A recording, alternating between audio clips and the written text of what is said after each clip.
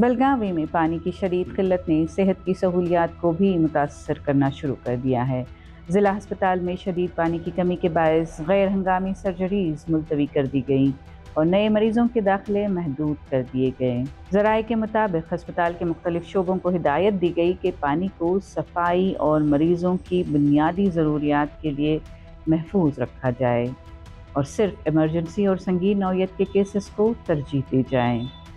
تقریباً 1000 بستروں پر مشتمل یہ ہسپتال روزانہ 50 کے قریب آپریشنز انجام دیتا ہے، تاہم پانی کی قلت کے باعث کئی طے شدہ سرجریز مؤخر کرنی پڑیں۔